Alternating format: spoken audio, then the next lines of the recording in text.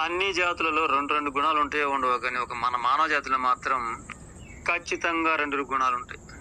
అయితే ఇక ఆ రెండు ఈ విధంగా ప్రదర్శింపబడతాయి. అదేమంటే, కొందరు తోటివారికి ఆకలితే ఇంత అన్నం పెడతారు. అలాగే ఏదైనా ఆపదొస్తే అప్పు రూపంలో ఆదుకుంటారు. అలాగే జంతువుల విషయానికి వస్తే కూడాను వాటికి కూడాను ఏదైనా ఆపదొస్తే ఆకలిస్తే కుక్కకైనా కోడికైనా పశువుకైనా ఇంత ఆహారం వేసి ఆనందిస్తారు. ఇలా జంతువులకైనా మనుషులకైనా ఏదైనా గాయాలైతే కూడాను వాటిని మానిపించే ప్రయత్నంగా మందులు అవి పెట్టి ఆ విధంగా వాటి సహాయపడి ఆనందిస్తారు. ఆనందం అంటే పట్టలేని ఆనందిస్తారు. ఇదన్నమాట కొందరు.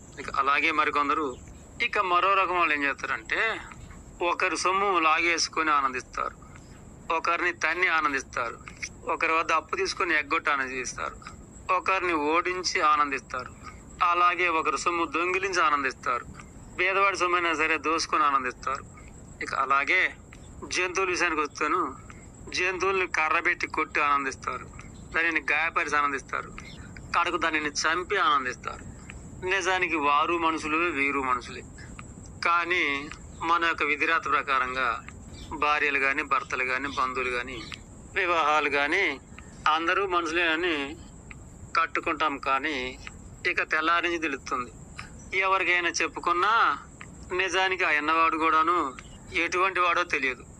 అయ్యో అంటాడో లేక అలాగే జరగాలంటాడు. నిజానికి అయ్యో అన్నా చేసేది లేదు, అలాగే జరగాలన్నా చేసేది లేదు.